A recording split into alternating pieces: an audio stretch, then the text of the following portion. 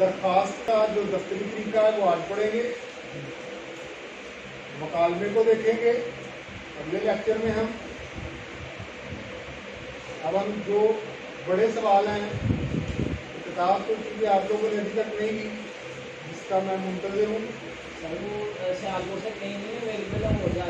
ایک فون کریں گے، وہ کتاب بھیج دیں گے ناصر کا۔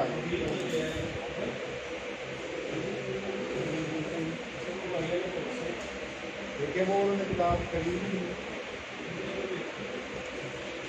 آ گئی ہے نا، بس یہ کوئی بندہ فون کریں گے تو وہ خود بھیج دیتے ہیں 2005 روپے کی کتاب۔ اچھا جی، آج مجھے ان اگلی چیزوں سے پہلے کچھ وقت جو ہے وہ مجھے دینا پڑے گا پنکچویشن یا اردو رموز اوقاف کو۔ دفتری اردو میں رموز اوقاف کی بڑی اہمیت ہے۔ جو سرکاری خط و کتابت ہے، جو دفتری امور ہیں، ان میں رموز اوقاف یا پنکچویشن، اس میں 11 علامات ایسی ہیں جن کی مدد سے درخواست، خط اور مکالمہ جو ہے وہ اس کا متن یا اس کی حیت، جسے فارمیٹ کہتے ہیں، وہ درست ہوتا ہے۔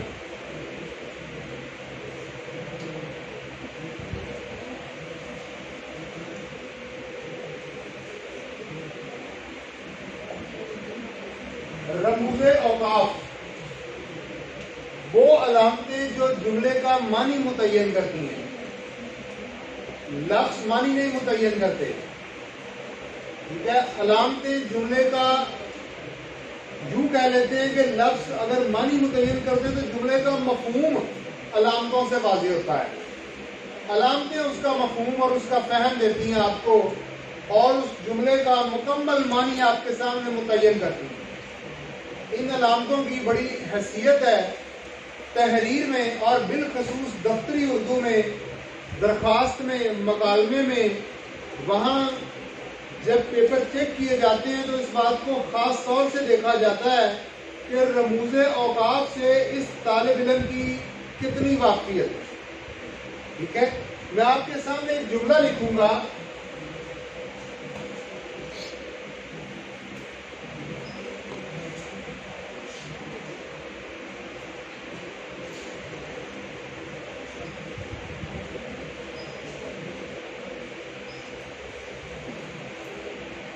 یہ ایک ہی جملہ ہے جسے میں نے دہرایا ہے تحریر میں۔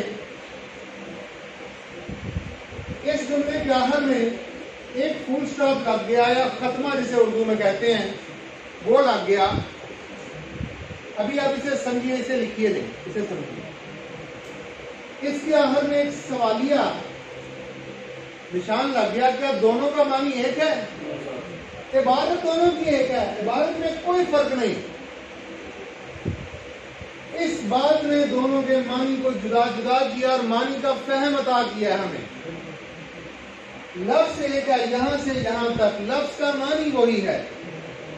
یہ جو رموز اوقاف ہیں، جو پنکچویشن سائنز ہیں، یہ اس عبارت کا معنی متعین کرتے ہیں، ٹھیک ہے۔ اس سے ہمیں پتہ لگتا ہے کہ یہ جو عبارت ہے یہ کیا ہے، یہ کیا کہہ رہی ہے۔ اس کا فہم، اس کی تفہیم اور آسان کریں گے تو آپ کے کانسیپٹ کو کلیئر اس میں کرنا ہے، وگرنہ عبارت ایک ہے، عبارت میں فرق نہیں ہے۔ ہم جو مثال باقی جگہوں پہ پڑھاتے ہیں وہ میں آپ کو پڑھاؤں گا، وہ ہے آپ سے متعلق، لیکن ہم پڑھاتے دوسری جگہوں پر ہیں، لیکن آج آپ کے سامنے رکھیں گے۔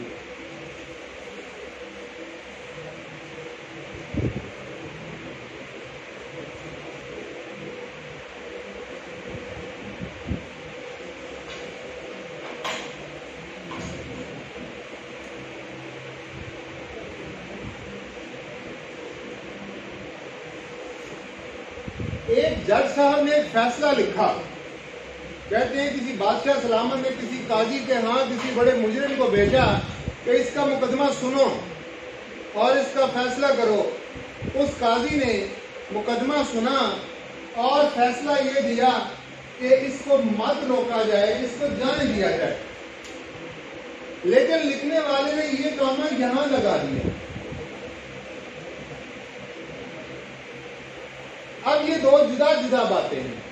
اس کا مطلب آزادی ہے, اس کا مطلب قید ہے. اس کا مطلب ہے اسے روک لو, مت جانے دو. ایسے ہی ہے. اس کا مطلب یہ ہے کہ روکو مت, نہیں روکنا اس کو جانے. تو یہ بات جو اہم ہے وہ یہ ہے, دو مثالوں سے میں نے آپ کے سامنے رکھا کہ یہ جو رموز اوقاف ہیں, جو پنکچویشن سائنز ہیں, یہ عبارت کا درست معنی اور فہم متعین کرتے ہیں. ٹھیک ہے. آپ دیکھیے ایک جج نے یہ بات لکھی ہے لیکن لکھنے والے نے یہ کام کر دیا, تو اس سے دونوں باتوں میں بڑا واضح فرق آ گیا. یہ اس کے لیے زندگی ہے, آزادی ہے, یہ اس کے لیے قید ہے, یہ زندگی نہیں ہے اس کی. ٹھیک ہو گیا. تو ہم رموز اوقاف کو, یہ مختصر سا تعارف میں نے آپ کے سامنے رکھا. ہمیں 11 ایسے رموز اوقاف کی ضرورت ہے جو درخواست لکھنے میں, دفتری اردو میں درخواست لکھنے میں, جو مکالمہ لکھنے میں, جو تحریر لکھنے میں ہمارے کام آتے ہیں. کل 12 ہیں, ایک آپ پہلے پڑھ چکے ہیں, اس کا ذکر میں آپ کرنے چاہتا ہوں.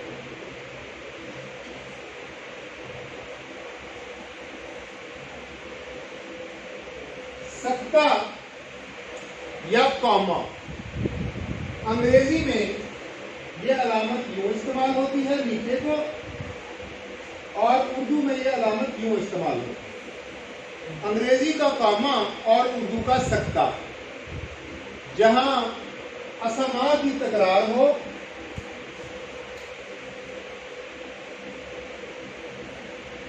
یا مختصر وقفے کی ضرورت ہو, وہاں اس علامت کو استعمال کیا جائے. جہاں اسما کی تکرار ہوگی یا مختصر وقفے کی ضرورت ہوگی, وہاں ہم سکتے کو استعمال کرتے ہیں. یہ سکتہ. اسما کی تکرار, جیسے میں لکھتا ہوں آج احمد, علی, جاوید غیر حاضر ہیں. یہ اسما کی تکرار ہے. ٹھیک ہے. میں یہاں سمجھنے کے لیے اپنا نام لکھوں گا. میرا نام ہے, پھر آپ کو یہ بات سمجھ زیادہ بہتر سمجھے, میرا نام ہے یاسر ذیشان مغل. یہ ایک نام ہے لیکن اس علامت سے یہ 3 آدمی ہو جائیں گے. احمد علی جاوید ایک آدمی بھی ہو سکتا ہے لیکن اس علامت سے یہ 3 آدمی ہو گئے. اسما, ناموں کی تکرار. میں نے بازار سے کاپی, کتاب, قلم اور دوات خریدی. اسما. ٹھیک ہے جی. دفتری اردو میں آپ لکھتے ہیں, آپ کو فرض کرے آپ نے ایک درخواست لکھی ہے کہ جی ہمیں دفتر کے لیے فلاں فلاں سامان درکار ہے, تو آپ لکھیں گے کہ جناب پنکھا, ٹیوب لائٹ, کرسی, سمعیت درکار. آپ ان کے اسما کی تکرار بنائیں. مختصر وقفہ, جہاں اسما کی تکرار نہ ہو لیکن بات کو رک کر جانا ضروری ہو. جیسے ہم نے ایک بات پہلے لکھی تھی, میں نے آپ کے سامنے رکھی, روکو مت جانے. تو یہ مختصر سا ایک وقفہ ہے. ہم آگے بڑھیں گے لیکن مختصر وقفے سے یہ 2 ٹکڑے جدا جدا ہو جائیں گے. یہ اور ہو جائے گا, یہ اور ہو جائے گا. اگر ہم رکیں گے نہیں تو یہ ایک تحریر بن جائے گی, اور وہ جو اس کے درمیان ربط توڑا گیا ہے وہ قائم ہو جائے گا. یہاں تو ربط توڑا جا رہا ہے نا, اس کو علیحدہ کیا جا رہا ہے, اس کو علیحدہ کیا جا رہا ہے. اسے ہم کہیں گے سکتہ. ٹھیک ہو گیا جی. آگے یہ پڑھانے کے بعد میں نے درخواست کا کام بھی کروانا ہے. پھر درخواست میں جب ہم آئیں گے تو ہمارے لیے چیزیں اور آسان ہوں گی. سکتے کے بعد دوسری علامت ہے وقفہ. وقفہ, وقفے کی علامت جو ہے وہ یہ کاما اور اس کے نیچے ایک نقطہ استعمال کی جاتی ہے. اسے کہتے ہیں وقفہ. یہ مختصر وقفے سے زیادہ ہوتا ہے. اسما کی تکرار میں استعمال نہیں ہوگا. جہاں ہم نے مختصر وقفے سے زیادہ وقفہ کرنا ہو وہاں اسے استعمال کریں. دیکھو گیا, جہاں مختصر وقفے سے زیادہ وقفہ کرنا ہو وہاں ہم وقفے کی علامت استعمال کریں. اس کی تحریر میں مثال سمجھیے.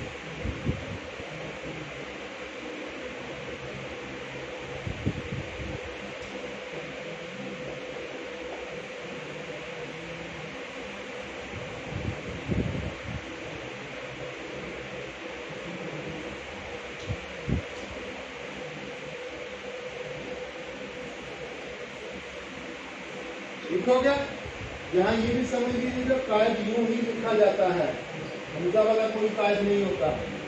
قائد شاید کے وزن پر ہے, شاید شاید, قائد بھی اسی طرح لکھا. یہ مختصر سے زیادہ وقفہ ہے. دو ٹکڑوں کو, جملے کے دو بامانی ٹکڑے جو جدا جدا معنی رکھتے ہیں ان کو ملانا ہے لیکن وقفے سے. جی جی, یہ دو نقطے ہوتے ہیں, حمزہ والا کوئی قائد نہیں ہوتا.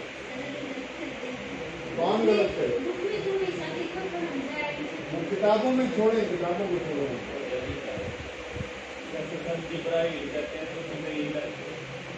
اصل میں کتابوں کا معاملہ یہ ہے, میں وضاحت کر دوں, کتابیں غلط نہیں ہوتی. جو پرانا رواج تھا وہ بدل گیا. اب نیا رواج یہ ہے کہ پیسے بچاؤ. ٹائپسٹ رکھے ہوئے ہیں میٹرک کیفے پاس بچے, وہ اردو کے ماہر نہیں ہیں, لسانیات, انہیں زبان کے قواعد نہیں آتے, جو جس کے جی میں آ رہا ہے وہ ویسا ٹائپ کرتا ہے.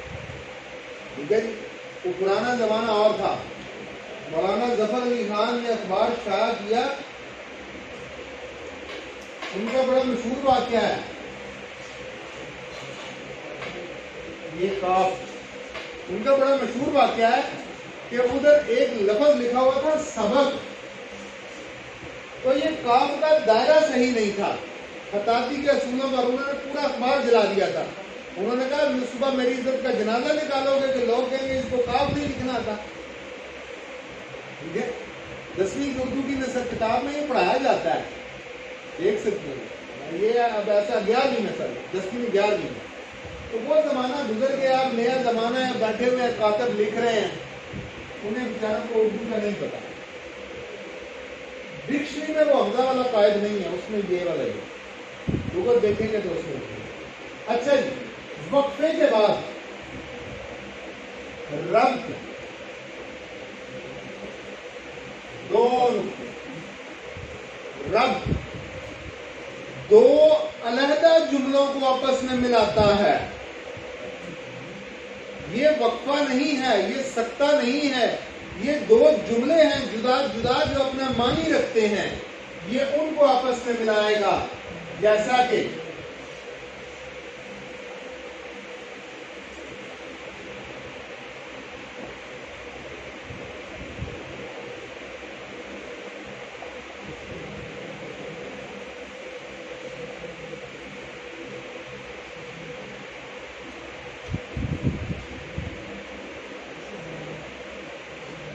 دیکھو گے, یہ دو جدا جدا بامانی تحریروں کے درمیان ربط پیدا رکھتا ہے. اس کا مطلب یہ ہے کہ بات ابھی جاری ہے, یہاں سے بات آگے چل رہی ہے, یہ علیحدہ ہے, یہ علیحدہ ہے, لیکن بات جاری ہے. ٹھیک ہو گیا, اسے کہیں گے ربط.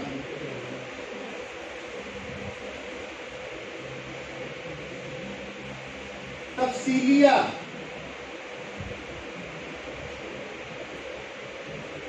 تفصیلیہ وہی ربط جو آپ نے پہلے لگایا ہے, اسی ربط کے آگے ایک لکیر لگ جائے, اسے کہیں گے تفصیلیہ. تفصیلیہ کی علامت وہاں استعمال کی جاتی ہے جہاں کسی چیز کی تفصیل بیان کرنی ہو, اور اصول یہ ہے جیسا کہ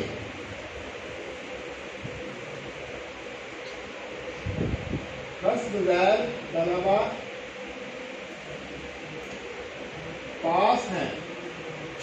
اب اس کے آگے تفصیلیہ لگے اور اب نیچے ان کی وضاحت کر دی جائے.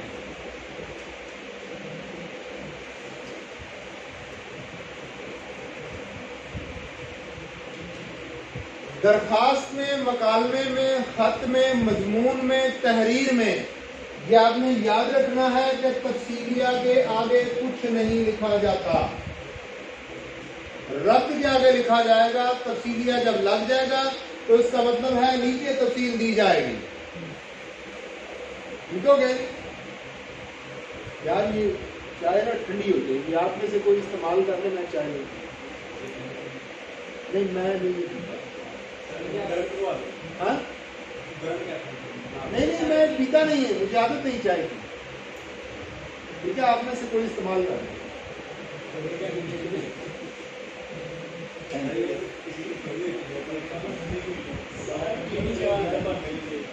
اچھا جی،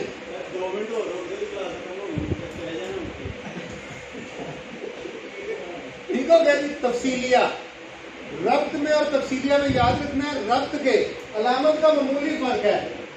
یہ ربط ہے نا، ربط کا مطلب ہے اس کے اور اس حصے کے درمیان ایک کنیکٹیوٹی ہے، اس لیے ربط کے آگے لکھا جائے گا. تفصیلیہ کا مطلب ہے ڈیٹیلز آر انڈر. ٹھیک ہے جی، تفاصیل نیچے موجود ہیں، اس کے آگے نہیں لکھا جائے گا. یہ آپ نے یاد رکھنا.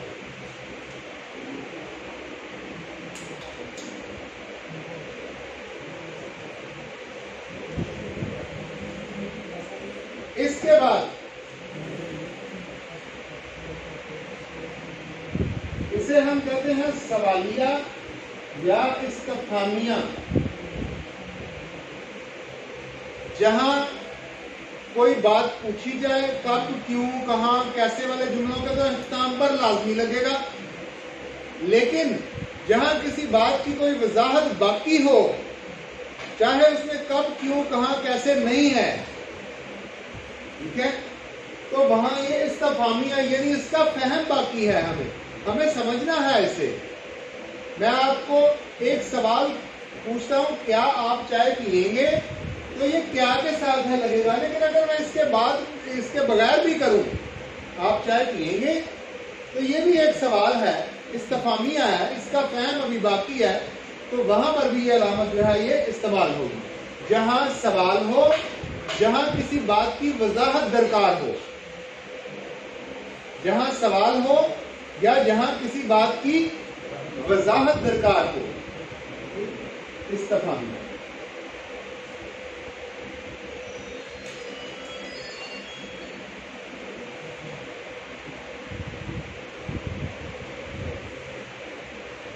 ندائیہ، ندا آواز، ندائے غیب، غیب کی آواز.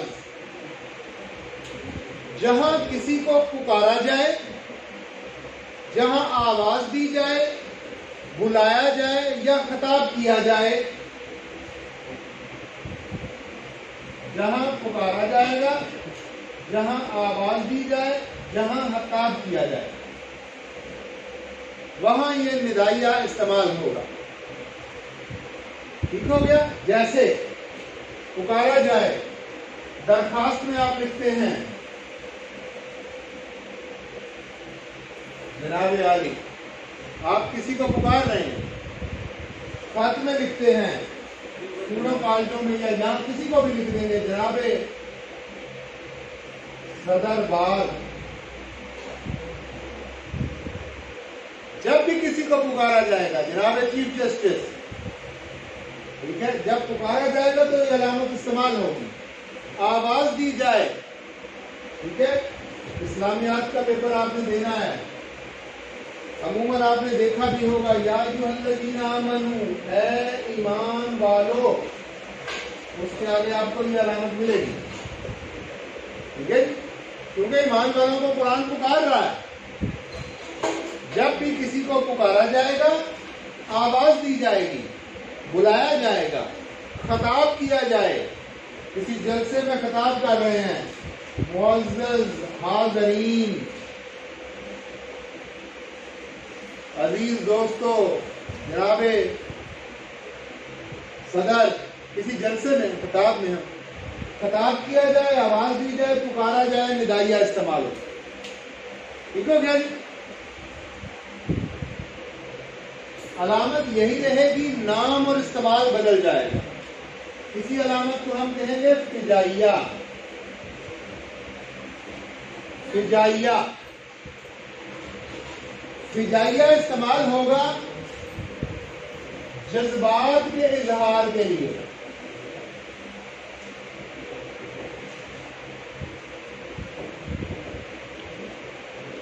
فجائیہ استعمال ہوگا جی جذبات کے اظہار کے لیے. کون سے جذبات؟ خوشی، غم، حیرت، افسوس، یا اور جیسے بھی کوئی ایسے فکرے جن میں ہم کسی جذبے کا اظہار کریں، وہاں پر فجائیہ استعمال ہوتا ہے. وہی علامت جو ندائیہ کی ہے، علامت ایک ہی ہے. اس کے استعمال دو ہیں. ایک استعمال بلانے کے لیے ہے، وہاں اسے ندائیہ کہتے ہیں.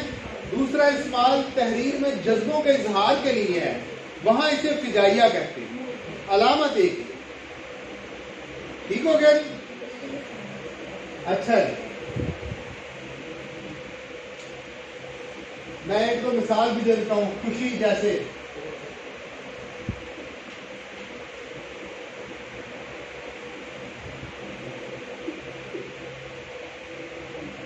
ہاں ہم جیت گئے، خوشی کے موقع پر. ٹھیک ہے، وہاں یہ عبارت جو ہے وہ علامت استعمال ہوگی. غم کے موقع پر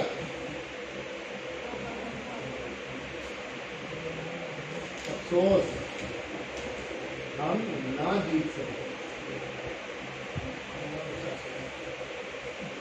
10ویں جماعت پتہ نہیں آپ لوگوں نے کب کی تھی، تب وہ نصاب تھا کہ نہیں. مرزا محمد سعید سبق آپ میں سے کسی نے شاید پڑھا ہو. ٹھیک ہے، اس میں ایک لائن ہے، افسوس اتنا بڑا صاحب کمال ہم سے روٹ گیا. افسوس اتنا بڑا صاحب کمال ہم سے روٹ گیا.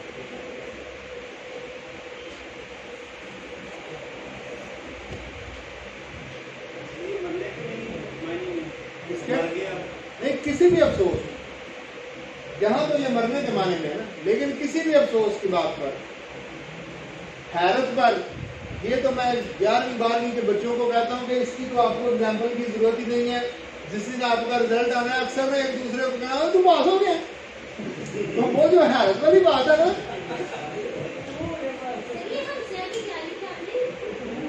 روٹ گیا، ہم سے روٹ گیا. ہاتھ لگ گیا میرا.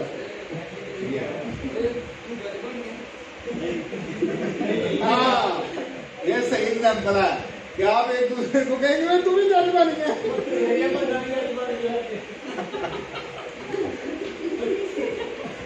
ٹھیک ہو گیا جی؟ آگے چلتے ہیں. اس علامت کو سمجھیے، یہ جو آپ لکھوانے لگا ہوں یہ بڑی اہم علامت ہے. اس کی آپ کے ہاں زیادہ ہے. کوسین بریکٹس،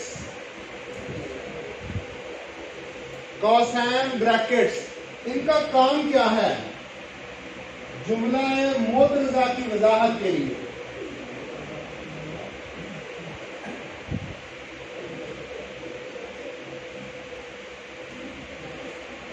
جملہ معترضہ کیا ہوتا ہے؟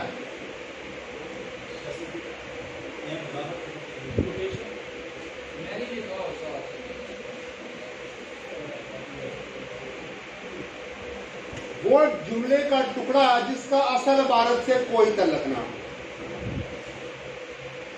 جو کسی وضاحت، تفصیل یا کسی دوسری غرض سے شامل کیا جائے، وہ اصل عبارت کا ٹکڑا نہیں ہوتا.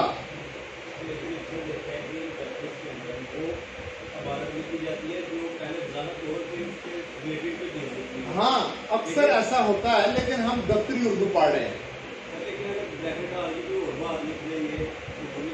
جی میں اس کی مثال آپ کے سامنے رکھتا ہوں. ٹھیک ہے جی؟ جملہ معترضہ کی وضاحت کوسین میں کی جاتی ہے. دفتری اردو میں یہ بات یاد رکھیں کہ جملہ معترضہ اس عبارت کے حصے کو کہتے ہیں جس کا اصل عبارت سے کوئی تعلق نہیں ہوتا. اس کے بغیر بھی عبارت درست ہے، اپنا معنی متعین کرتی ہے، لیکن ہم اس کی وضاحت جو ہے وہ اس کی مدد سے کرتے ہیں. مثلا میں اور احمد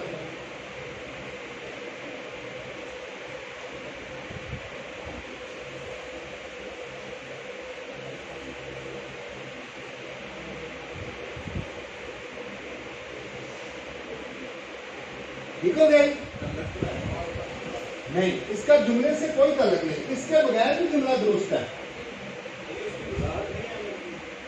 وضاحت کئی جگہوں پر نہیں بھی ہوتی، میں اس کی بھی ایک ایگزامپل آپ کو دیتا ہوں. ٹھیک ہے جی، بعض جگہوں پر وہ وضاحت نہیں ہوتی، معلومات کی شکل میں ہوتی ہیں.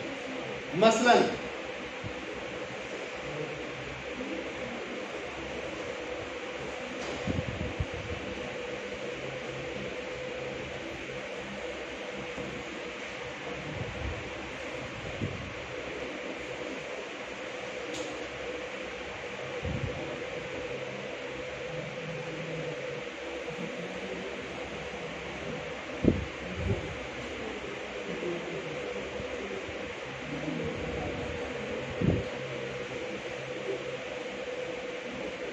لکھو گے، بعض اوقات یہ معلومات کی شکل میں ہے، بعض اوقات یہ تفصیل کی شکل میں ہے، بعض اوقات یہ وضاحت کے لیے ہے، لیکن اس کے لیے جو لفظ استعمال ہوگا وہ جملہ معترضہ ہے.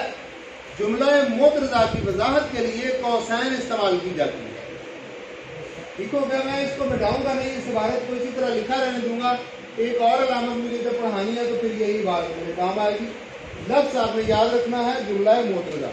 دفتری اردو میں اسے جملہ معترضہ کہیں گے جس کا اصل عبارت سے کوئی تعلق نہیں ہوتا. ٹھیک ہو گیا جی، اس کی مدد سے جملے کے معنی میں، اس کی تفصیل میں، اس کی معلومات میں اضافہ کیا جا سکتا ہے. اس کے بغیر بھی جملہ مکمل ہے. علامہ اقبال سیالکوٹ میں پیدا ہوئے، بالکل ٹھیک بات ہے. ہم نے بیچ میں وضاحت کر دی، تفصیل دے دی، معلومات دے دی کہ 9 نمبر 1800. عموماً شاعروں ادیبوں کے نام کے آگے بریکٹ میں تاریخ پیدائش اور وفات لکھی ہوتی ہے، وہ جملہ معترضہ ہے.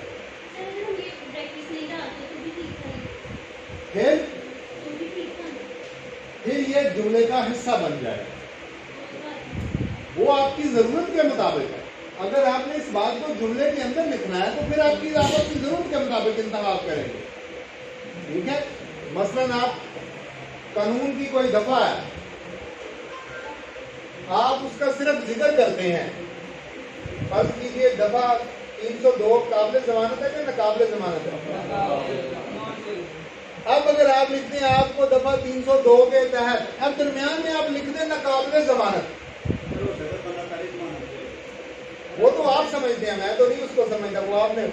اب اگر بریکٹ میں لکھیں گے تو وہ اس کا حصہ نہیں ہے، وہ جج کے آرڈر کا حصہ نہیں ہے. ٹھیک ہے، وہ ٹیکنیکل آپ اس کو سمجھیں. لیکن اگر وہ بریکٹس کے بغیر لکھیے پھر وہ اس لائن کا حصہ ہے، وہ اس تحریر کا ٹکڑا ہے. ٹھیک ہے، یہ دو جدا جدا باتیں ہوتی ہیں. آگے آ جاتے ہیں. لیکن یہ کہنا کہ اس کا جملے سے کوئی تعلق نہیں ہوگا، یہ بات مناسب نہیں لگتی. تعلق تو کسی نے ظاہر کی شکل میں بھی پیشے جو بھی آپ کہہ رہے ہیں اس سے نہیں ہوتا. آپ ہاں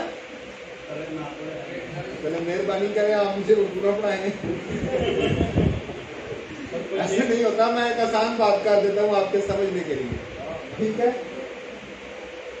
جملے کا ایک حیت ہوتی ہے، فارمیٹ ہوتا ہے، جیسے انگریزی میں سبجیکٹ ورب آبجیکٹ. جملے کا ایک اسٹرکچر ہے.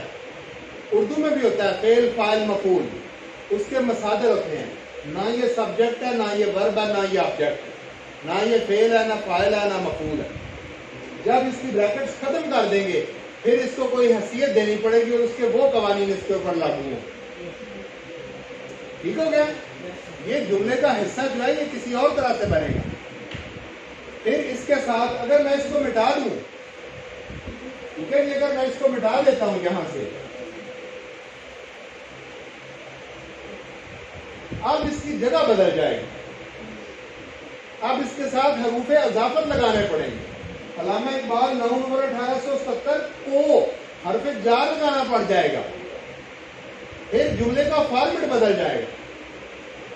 ٹھیک ہے، پھر آپ کو وہاں پر کوئی ورب، کوئی ہیپنگ ورب، کوئی اور چیز جو ہے کوئی ایڈجیکٹو کچھ لگانا پڑے گا آپ کو ساتھ. اس صورت میں جملے کی گرامر کا اس کے اوپر اطلاق نہیں ہوتا، کیونکہ یہ جملے کا حصہ نہیں ہے. جملے کا اپنا فارمیٹ اور ہے، یہ اور چیز ہے. ٹھیک ہے، انگریزی میں سمجھیں گے تو فرض کریں یہ پاسٹ ٹینس کا جملہ ہے، جہاں آپ کو بعض وقت تھا یہ لگانا پڑے گا، لیکن اس کا کوئی ٹینس نہیں ہے. اس کے اوپر وہ قوانین لاگو نہیں ہوں گے. ٹھیک ہو گیا؟ اور این ممکن ہے کہ یہ سارا جملہ پاسٹ ٹینس میں ہو اور یہ آپ کو پریزنٹ میں لکھنا پڑ جائے، جو درمیان میں ایک تفصیل، کیونکہ اس کا جملے اگر جملے سے تعلق بنائیں گے پھر آپ کا گرامر بدل جائے گا. ٹھیک ہو گیا؟ اس لیے میں نے آپ سے کہا تھا کہ آپ مجھے اردو نہیں پڑھانی ہے، میں آپ کو قانون نہیں پڑھا سکتا، مجھے آتا نہیں، آپ لوگوں کو آتا ہے. آپ مجھے بتا سکتے ہیں کہ سر قانون میں یہ بات ہے. اچھا آگے کرتے ہیں. قوسین کے بعد ہمارے پاس آئے گی واوین.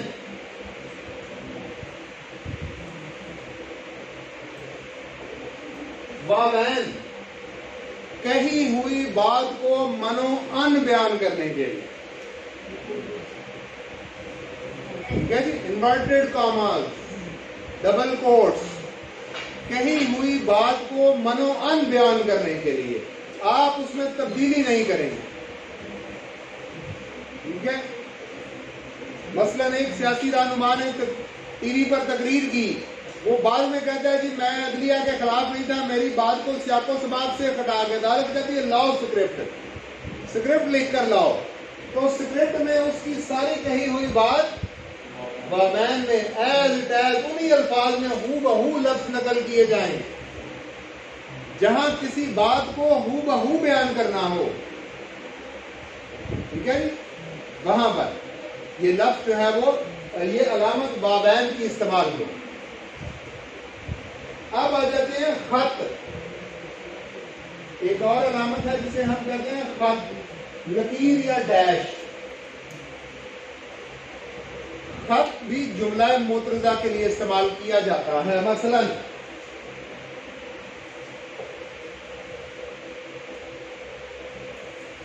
لفظ جملہ معترضہ آپ نے یاد رکھنا ہے.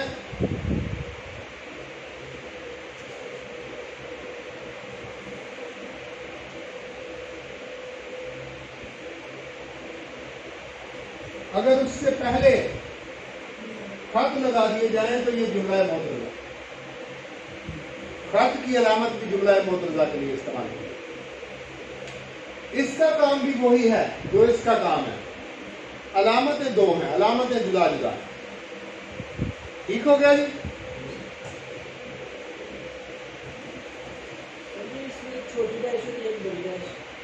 ایک ہی ڈیش وہ ختم ہوتا ہے جسے فل اسٹاپ کہتے ہیں.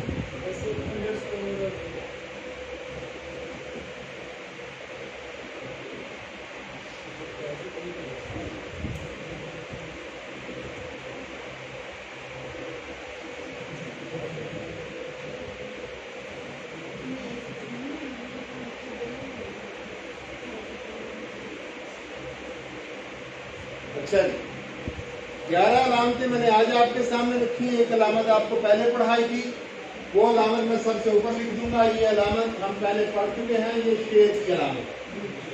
جہاں شعر لکھا جاتا ہے تو اس کا مطلب ہوتا ہے کہ یہ عبارت اصل میں کیا ہے، ایک شعر. ٹھیک ہے. دوسری علامت جو ہم نے پڑھی وہ ہے کوما یا سکتہ، جو اسما کی تکرار یا مختصر وقفے کے لیے استعمال کی جاتی ہے. ٹھیک ہے. اس کے بعد ہم نے پڑھا وقفہ. وقفے کی علامت یہ ہے، یہ مختصر سے زیادہ وقفے کے لیے استعمال کی جاتی ہے. اس کے بعد ہم نے دیکھا ربط، وقف لازم، یہ لازمی وقفہ ہوگا یہاں پر. ٹھیک ہے.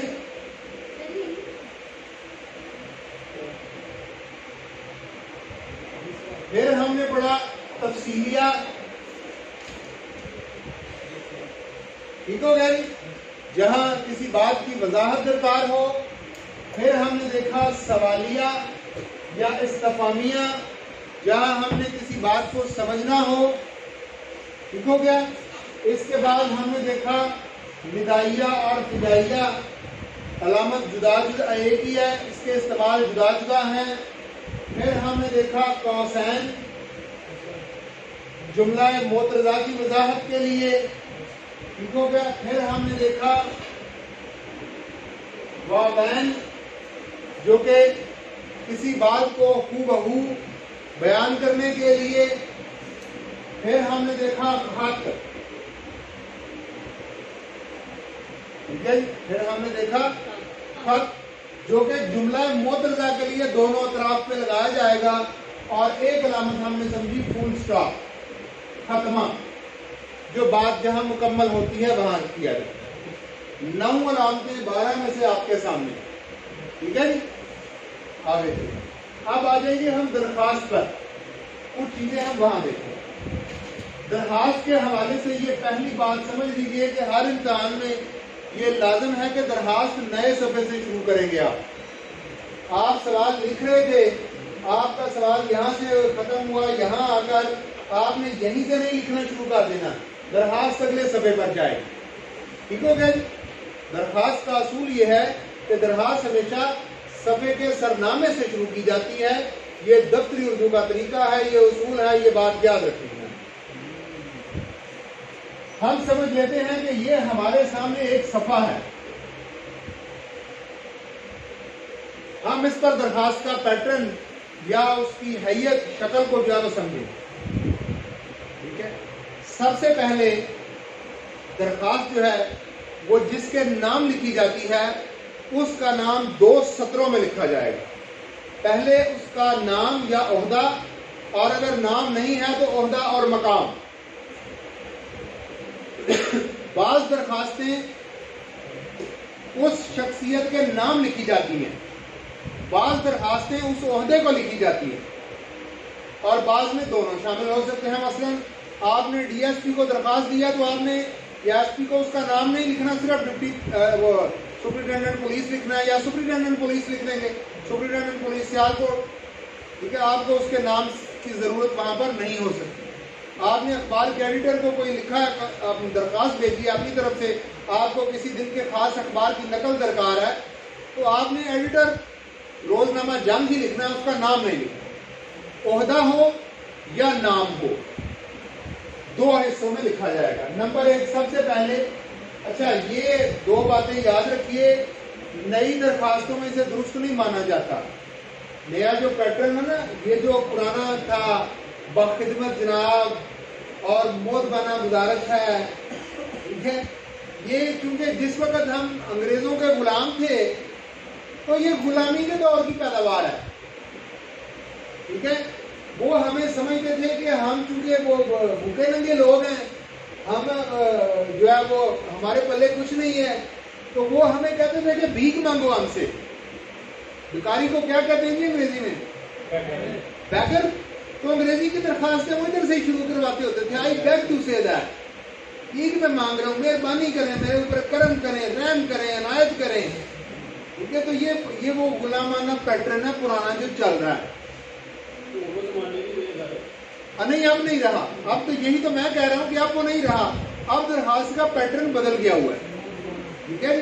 اب درخواست کا لیکن اگر آپ درخواست کسی اعلیٰ عہدیدار کو جس نے آپ کے بارے میں کوئی فیصلہ کرنا ہے, پھر اس کے لیے الفاظ اس کی عزت اور تقریم کے مطابق استعمال کیے جاتے ہیں, لیکن اپنے لیے غلامانہ الفاظ پھر بھی استعمال نہیں کیے جاتے. ٹھیک ہو جناب. تو سب سے پہلے آپ لکھیں گے باخدمت جناب.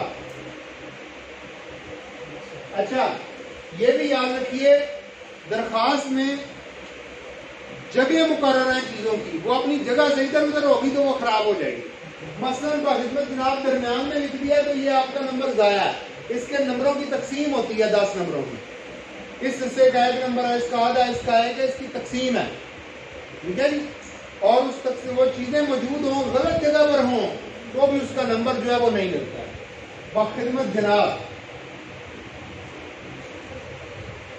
یاد رکھیے گا, جناب اور صاحب اکٹھے نہیں لکھے جاتے اردو میں. باخدمت جناب سیشن جج, بس. باخدمت جناب سیشن جج, صاحب غلط ہے. دونوں میں سے ایک لگے گا. کلمہ توصیفی ہے, مرکب توصیفی ایک استعمال ہوتا ہے, گرامر کا کلیہ, 2 نہیں استعمال ہو سکتے. باخدمت جناب سیشن جج, باخدمت سیشن جج صاحب. جناب لگ گیا تو صاحب نہیں لگے گا, صاحب لگ گیا تو جناب نہیں لگے گا. یہ کلیہ آپ نے یاد رکھنا ہے.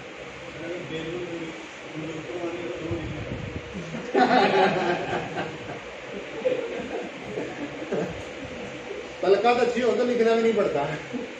یہ تلقات پہ بھی بات ختم ہوتی ہے بھائی.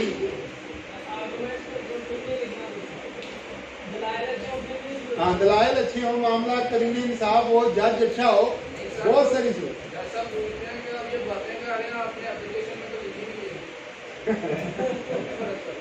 چلے ہم دفتری اردو پڑھ رہے ہیں جس کا امتحان ہے, ٹھیک ہے. عدالت کے روبرو آپ جیسا ماحول سمجھیں گے ویسے آپ نے گفتگو کرنی ہے, آپ نے دلائل دینے ہیں, وہ اس کو آپ نے دیکھنا ہے کہ بہتر کیا ہو سکتا ہے وہاں پر. ہم تو یہ سمجھ رہے ہیں کہ جناب اور صاحب جو ہے وہ قواعد کے اور دفتری اردو کی روح سے غلط ہیں, ایک استعمال ہوگا. اور اس کے بعد باخدمت جناب جو بھی آپ نے لکھنا ہے, لکھنے کے بعد ایک کاما لگائیں گے اور نیچے والی عبارت میں آ جائیں گے. ٹھیک ہو گیا. اس کے بالکل باخدمت جناب سیشن جج صاحب فرض کریں یا چیف جسٹس, پھر آپ لکھیں گے لاہور ہائی کورٹ لاہور. ٹھیک ہو گیا. باخدمت جناب فرض کریں چیف جسٹس کا نام ہے, تو اب آپ نے نیچے لکھ دیا لاہور ہائی کورٹ, پھر یہاں پر اور پھر لاہور اور پھر ختمہ فل اسٹاپ. ایک لائن میں کیسے آتا ہے بھائی؟ نامی نسیم میں انگریزی کی درخواست پڑھی تھی آپ نے,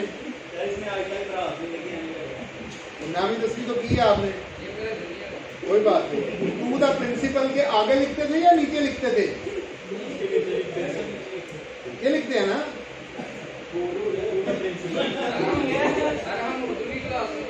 انگریزی اردو میں درخواست یہ کی ہے بھائی, عبارت کا طریقہ ہم دفتری اردو پڑھیں, نیچے ہی لکھا ہے عہدہ علیحدہ ہے اس کا, اور اس کی ایڈریس, اس کا پتہ اور بات ہے. یہاں نہیں کوئی بات نہیں, انہوں اپنا ذہن جو ہے وہ صاف کر لیں.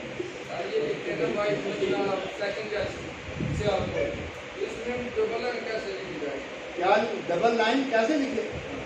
باخدمت جناب اوپر ختم ہو جائے گا. دیکھیں یہ جو پہلی بات ہے یہ بھائی اس کا عہدہ ہے اور یہ اس کا مقام یعنی پتہ ہے. یہ دو جدا جدا باتیں.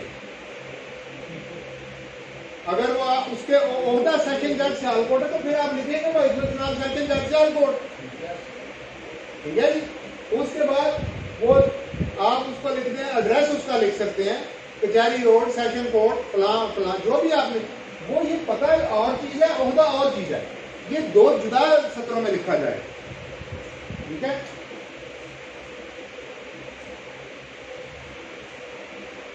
اچھا جی. اس کے بعد آپ یہاں لکھیں گے عنوان.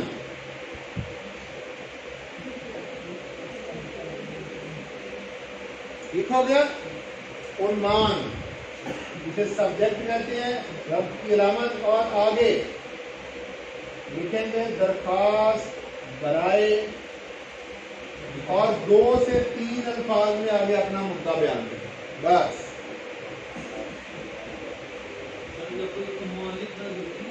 جی عنوان لکھنا ضروری ہے. نہیں عنوان لکھنا ضروری ہے. عنوان اس کے فارمیٹ کا حصہ ہے, وہ آپ نے لکھنا ہے.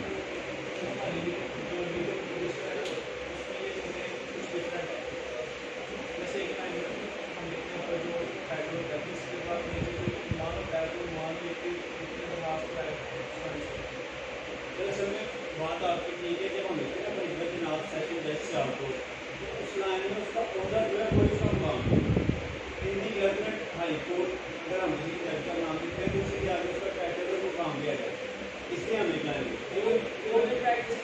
آپ کا خیال ہے ایک لائن میں آپ ایک میں لکھ لیں. میں نے جو دفتری اردو میں طریقہ پڑھا ہے میں وہ آپ کے سامنے رکھوں. اس سے پوچھنے کا مقصد یہ ہے کہ پورے پنجاب میں ہمارے آنے سے پہلے ایک چیز چل رہی ہے ٹریکٹر. اگر اس کا ہوتا ہے کئی لوگ ہم نہیں پڑھے, کئی لوگوں نے اس کو دیکھیں جو آپ کے ممتحن ہوں گے نا, یہ آپ کا پیپر, قانون کا پیپر قانون والوں کے پاس جائے گا, اردو کا پیپر اردو کے ماہرین کے پاس جائے گا. اس بات کو ذہن میں رکھیے. اردو کا پیپر آپ کا وکلاء کے پاس نہیں جائے گا, جج صاحبان کے پاس نہیں جائے گا, اس کا پینل اور لوگ ہوں گے. جی میں کنفرم بات آپ کو بتا دوں. آپ کتاب خرید لیں, مقتدرہ کی شائع کی ہوئی ہے دفتری اردو کی, ٹھیک ہے, اس میں آپ دیکھ سکتے ہیں. ٹھیک ہے. ہم کوئی نامی دستی 11ویں 12ویں کی درخواست نہیں پڑھ رہے, کوئی BMA کا پیٹرن نہیں پڑھ رہے, ہم دفتری اردو کی بات کر رہے ہیں. ٹھیک ہے. اچھا جی. نہیں ایک لائن چھوڑیں گے, جہاں بھی ایک لائن چھوڑیں گے, اس سے پہلے بھی اس کے بعد بھی. اس کو اردو میں کہتے ہیں خط کشیدہ, یا انگریزی میں کہیں گے انڈر لائن کریں گے. آپ اسے خط کشیدہ یا انڈر لائن کریں. سینٹر میں کچھ نہیں لکھا جاتا بھائی. اردو ایک طرف سے شروع ہوتی ہے, انگریزی ایک طرف سے شروع ہوتی ہے. اردو دائیں طرف سے, انگریزی بائیں طرف سے. سینٹر سے کوئی زبان نہیں شروع ہوتی. سینٹر میں صرف عنوان, سرنامے, سرخیاں لکھی جا سکتی ہیں. ٹھیک ہے, یہ سیدھا سا ایک آسان سا اصول ہے. ٹھیک ہو گیا جی. اس سے پہلے ایک لائن چھوڑی, اس کے بعد اب آپ نے یہاں لکھنا ہے جناب عالی.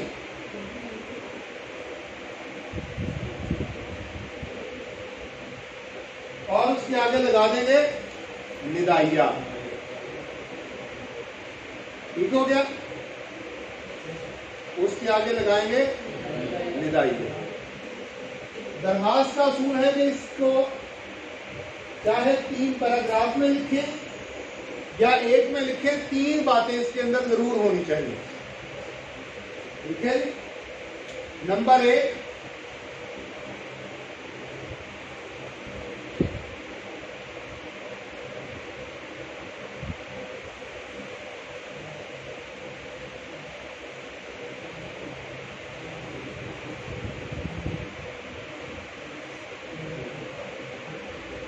آپ اس کی تمہید بنائیں گے, مختصر سی 2-3 سطروں کی تمہید بنائیں گے. اسے آپ شروع کر سکتے ہیں مؤدبانہ گزارش سے.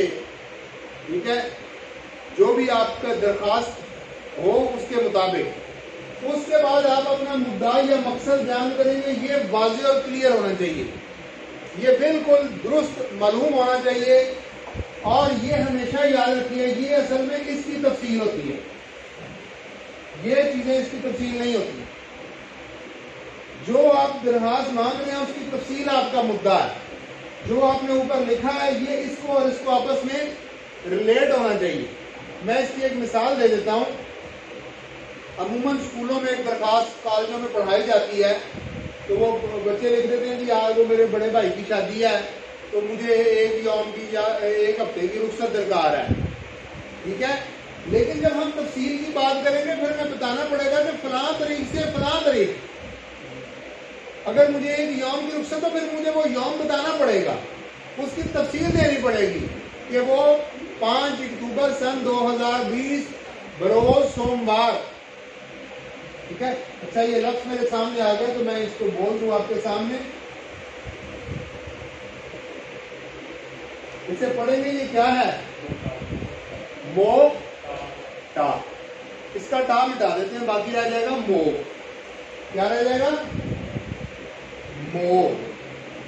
تو یہ ہے سوموار. ہاں نہیں, وار کہاں سے آ گیا بھائی, کیا کر یہ ہوتا ہے سوموار. یہ ہے سوموار. یہ والا سوموار نہیں ہے, یہ سوموار ہے, یہ مو ہے. سوموار پڑھیں گے تو یہی, اگر وہ کہیں گے لکھ کے کہو یہ والا لکھ دینا, یہ نہ لکھنا. غلط غلام. سوموار.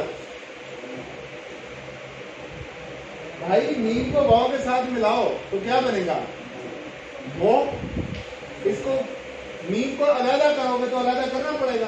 جب آپ اس کو ٹکڑوں میں پڑھیں سوموار تو یہ سوموار ہے, یہ تو سوموار نہیں ہے. ایسے ہے نا, آپ بالغ لوگ ہیں, آپ سمجھتے ہیں بات. آپ خود فیصلہ کر لیں کہ یہ سوموار ہے یا یہ سوموار ہے. یہ سوموار, یہ آپ نے یاد رکھنا ہے تحریر میں کہیں.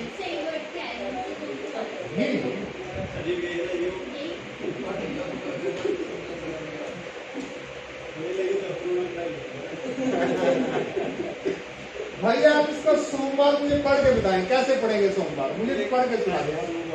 نہیں یہ میم واو مو کو کیسے پڑھیں گے؟ م بار تو نہیں ہوگا, پھر آپ میم کو توڑو نا, توڑو گے تو یہ بنے گا. جاپان میں میں آپ کو ایک اور لفظ بتاتا ہوں، آپ کے جنرل نالج کا بھی، جاپان میں بڑے بڑے موٹے موٹے صحت مند پہلوانوں کا مقابلہ ہوتا ہے، جن کا وزن 200 کلو 400 کلو 500 کلو، سومو کہتے ہیں، سومو کشتی، یہ سومو ہے۔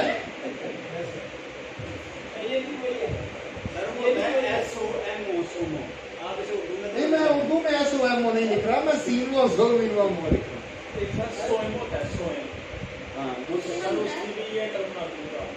وہ ابھی تو یہ بس بیچ میں آ گیا تھا، میں درخواست کو مکمل کر دیا۔ باقی 5 دن ٹھیک ہے۔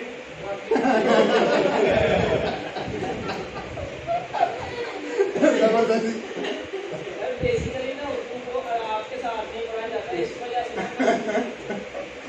میں پچھلے سال ایک کلاس پڑھائی تھی، وہ بھی ایسے ہی آپ کی طرح کے وہ کلاس آتی تھے، وہ آن لائن ایک کلاس تھی، میں نے ان کو تیاری کرائی، تو وہ آپ کی طرح ایک نٹ کٹ سے وکیل تھے، بڑے اچھے آدمی اسی طرح کے۔ آپ نے کہا تھا، یہ اس نے کہا تھا بھی کہ باقی 5 دن ٹھیک ہے۔ ہاں، تو وہ مجھے ایک دن میں اسی طرح بتا رہا تھا، وہ کہنے لگے سر جی پڑھا رہے ہو گے تو آپ پڑھا رہے ہو۔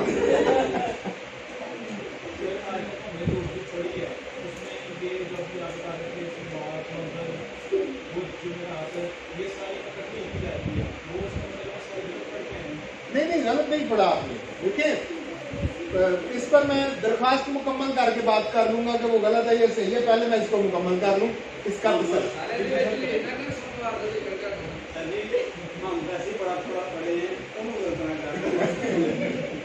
اچھا جی، اب آ جاتے ہیں، یہاں ایک لفظ عام طور پہ لکھا جاتا ہے العارض یا عارض، ایسے ہی ہے نا؟ ٹھیک ہے، اچھا، نہ العارض لکھنا ہے، نہ عارضے لکھنا ہے، نہ عبد لکھنا ہے، یہ عبد آپ کی عدالتوں میں زیادہ استعمال ہوتا ہے،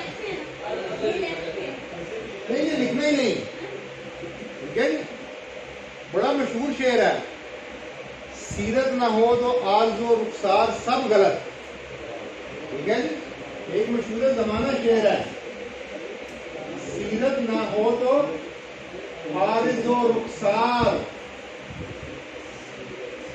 سب غلط، خوشبو اڑی تو پھول فقط رنگ رہ گیا، ٹھیک ہے جی، سیرت نہ ہو تو عارض و رخسار سب غلط، خوشبو اڑی تو پھول فقط رنگ رہ گیا، عارض گال، یہ گال،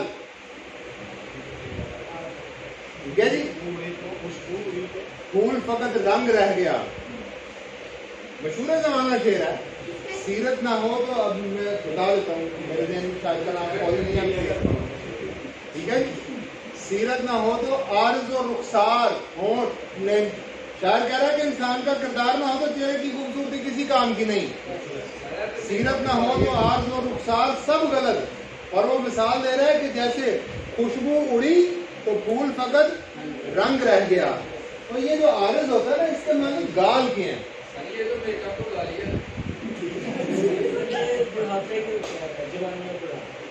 چلے آپ کی اپنے اپنے فہم میں جیسے مرضی ہے۔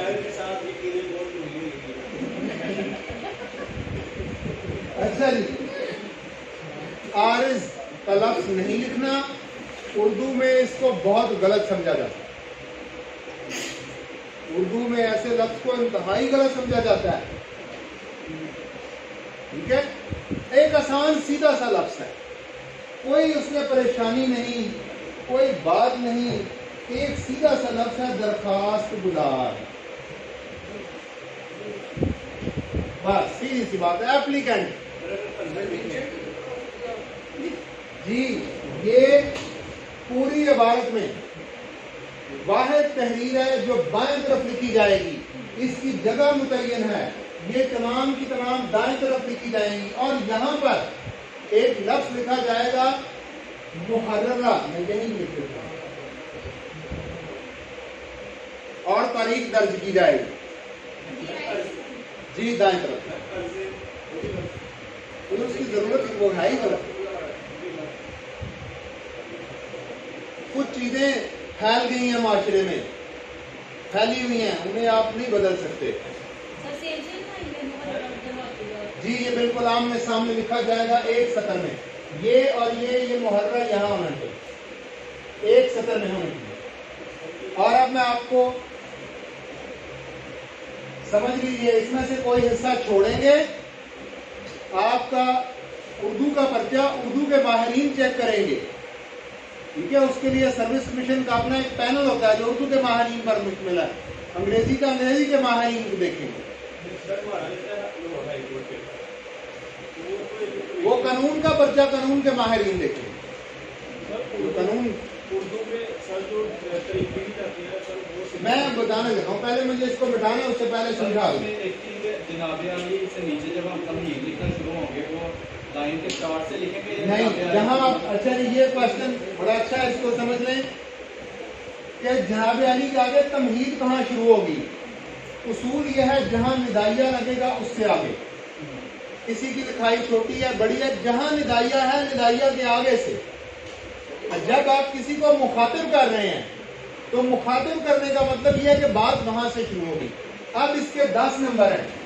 ٹھیک ہے جی، یہ حصہ آپ کا 1 نمبر کا، یہ حصہ 1 نمبر کا، یہ حصہ 1 نمبر کا، تاریخ 1 نمبر، درخواست گزار 1 نمبر، 5 اور 5 نمبر آپ کے یہ آ گئے.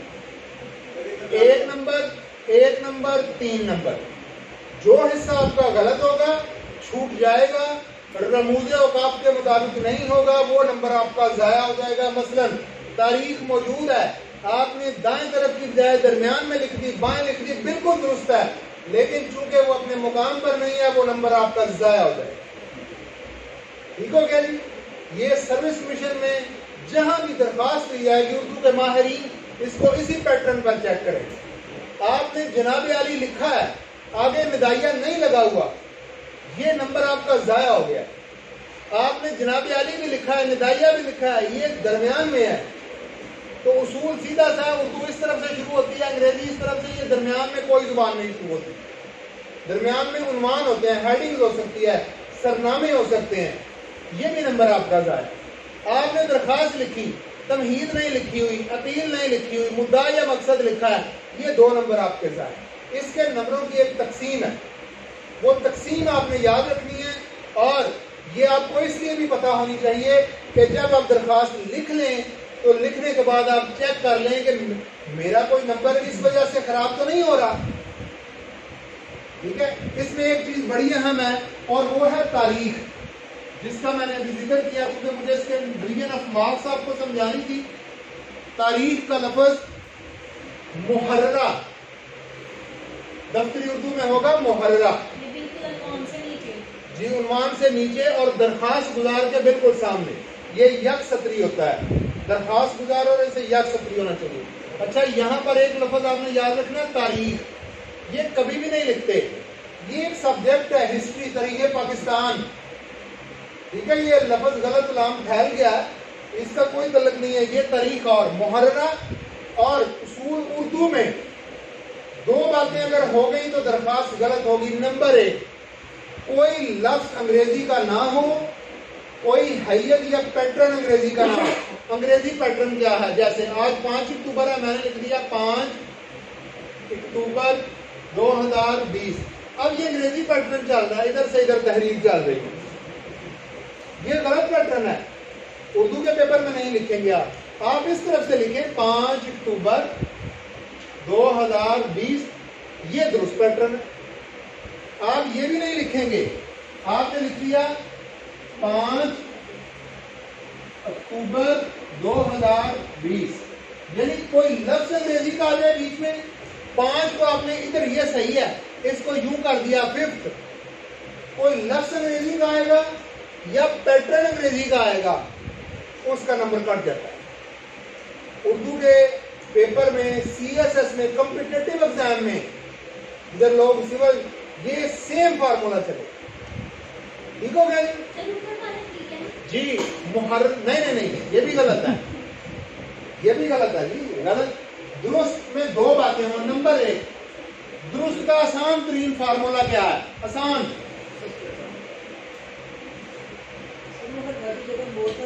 नहीं मौरखा नहीं, मौरखा और होता है। मौरखा क्या होता है जी? मौरख तो तरीक लिखने वाले को कहते हैं। मौरखा जब तरीक लिखी जाए, क्या जी?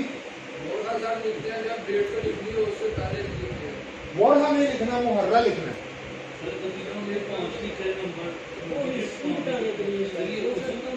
मैं आपको एक आसान बात बताने लगा हूँ, आसान तरीन बात। आपने 2 बातें याद रखनी है, सिर्फ 2 बातें और आपकी तरीन। नंबर 1, उर्दू में हो, उर्दू वाली साइड से लिखी जाए बस। अच्छा, ये जो 5 है और ये वाला जो 5 है, ये चूंकि हिंसा है रियाजी का, ये उर्दू अंग्रेजी से इसका कोई तलक नहीं। लेकिन जब मैं इसको यूं कर दूंगा फिर ये अंग्रेजी में शुमार हो। ठीक है, इसका आसान फार्मूला सीधा सा, एक सतरी उर्दू में हो और उर्दू वाली साइड से हो। आसान तरीन तरीका सबसे अच्छा तो यह है कि आप ये लिखें 5 अक्टूबर 2020 बस। ठीक है, मोर्रा होता है तरीक लिखने वाला। मोरहा वहां इस्तेमाल किया जाता है दफ्तरी में जहां कोई तरीही इवेंट लिखा जाए। मुआहदा लिखा जाएगा तो मरकूमा रकम किया गया। ठीक है, अगर कोई मुआहदे में तारीख लिखेंगे ना दफ्तरी उर्दू में, तो वहां लफ्ज इस्तेमाल होगा मरकूमा। तारीख में लिखेंगे तो वहां इस्तेमाल होगा मुहर्ररा। दरखास्त में वहां लिखेंगे मुहर्ररा। मोरहा भाई गलत गुलाम लफ्ज है, दफ्तरी उर्दू में इस्तेमाल नहीं होगा। दफ्तरी उर्दू और है। ठीक है, इसकी मिसाल यूं समझिए कि आम आदमी की अंग्रेजी और है और कानून की जो अंग्रेजी है वो और है। कानून में जो है वो अंग्रेजी की इस्तिलाहात और हैं। ठीक है, आम अंग्रेजी और है, तो दफ्तरी उर्दू और है। आपने दफ्तरी उर्दू का पेपर देना है, आप आम उर्दू का पेपर नहीं दे रहे। इसमें नहीं, इसमें सिर्फ ये आएगा, क्या कहेंगे इसे अभी मैंने बताया, रब। इसमें रब्त आएगा। ठीक हो गया? अल-मरकूम तो वैसे ही गलत है। अल, ये अल का लफ्ज वैसे ही समझ लें, ये अरबी जुबान का कुलिया है, उर्दू में भी इसी तरह लागू है। किसी लफ्ज को इसमें आम से इसमें खास कॉमन नाउन से प्रॉपर नाउन बनाना हो तो अल इस्तेमाल होगा। मसलन रहम करने वाला रहीम, मैं भी हो सकता हूँ, आप भी हो सकते हैं। माफ करने वाला गफूर, मैं भी हो सकता हूँ, लेकिन अल गफूर वही है, अल रहीम वही है। जब हमने इसमें आम को इसमें खास बनाना हो, कॉमन नाउन को प्रॉपर नाउन बनाना हो, तब अलिफ लाम लगेगा। ठीक है, अब आप उस लफ्ज को समझे जो मैंने आपको पहले बताया। अब इसके मानी क्या हुए? इसका गाल, अल्लाह का गाल, इसके मानी तो ये हुए, और इसके मानी तो गाल है। जब हमने अलिफ लाम की तरकीब लगा दी साथ, तो ये तो फिर खास बन गया ना उसकी जात के लिए। तो अरबी का कुलिया ही है, हर लिहाज से ये लफ्ज गलत है। ये किसी दफ्तरी उर्दू में नहीं इसको लिखना कहीं, ये आपने याद रखना है। ठीक हो गया जी? अल-मुहल्लफ कानून की जुबान में वो किस तरह इस्तेमाल होता है उसके बारे में मैं कुछ नहीं कह सकता, क्योंकि मुझे तो जो कानून की जुबान है उसका मुझे नहीं, वो आप बेहतर समझ सकते हैं या सीनियर वकला आपको बता सकते हैं।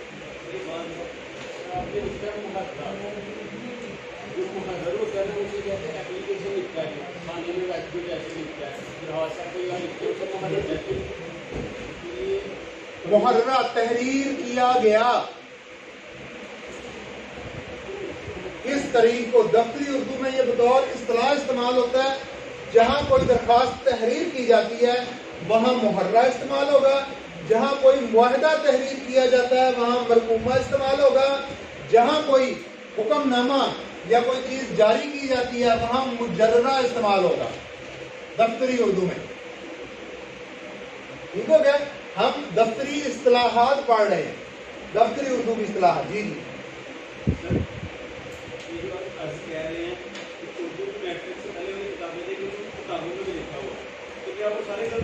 जी, वो गलत है, 100% गलत है। आप डिक्शनरी ले हैं जिसमें आरज के मानी लिखे हों दरखास्त करने वाला, डिक्शनरी में लिखे होंगे गाल। मैंने आपको शेर सुनाया है, सीरत ना हो तो आर्ज और रुखसार सब गलत। आरज रुखसार कहते बंदे का किरदार ना हो तो उसके नैन नक्श किसी काम के नहीं। सीरत ना हो तो आर्ज और रुखसार सब गलत, खुशबू उड़ी तो फूल फकत रंग रह गया। आरज के मानी गाल के होते हैं। بھائی وہ میں اس کا جواب آپ کو یہ دوں گا کہ جو بات آپ کر رہے ہیں اس کا تعلق قانون کی زبان سے ہے. قانون کی زبان آپ کو آپ کے سینئر وکلاء بتا سکتے ہیں. میں آپ کو دفتری اردو کی بات بتا رہا ہوں. بقلم خود بقلم خود ہاں خود لکھا ہوا یہ ٹھیک ہے اردو میں درست ہے. دفتری اس کا مطلب یہ ہے کہ یہ میں نے لکھا ہے کسی اور نے نہیں لکھا. اور یہ ہمیشہ اس تحریر پہ لکھا جائے گا جو ہاتھ سے لکھی ہو. ٹائپ کی ہوئی تحریر پہ بقلم خود نہیں لکھتے. دفتری اردو میں یہ بات خود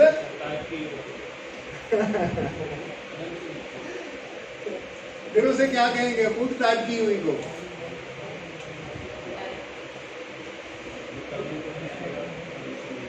پرانی کتابیں خود ہوتی تھی نا لکھی جاتی تھی ٹائپ بھی کی جاتی تھی. اس کو کہتے ہیں بھائی کتابت. ٹھیک ہے بھائی کتابت خود اس طرح لکھ سکتے ہیں. وہ کتابت کا کام ہے. وہ آپ نے چاہے قلم سے کیا چاہے مشین سے کیا. ٹھیک ہے بقلم خود آپ نے خود لکھا. آپ اپنی تحریر کو کہیں گے. ٹھیک ہو گیا جی. درخواست کے میں نے آپ کو ڈویژن آف مارکس بھی سمجھا دی پیٹرن بھی سمجھا دیا رموز اوقاف بھی. اگلی بار انشاءاللہ تعالیٰ جو ہے وہ اسی طرح ہم مکالمے پر بات کریں. آپ کے نئے پیٹرن میں ہوئی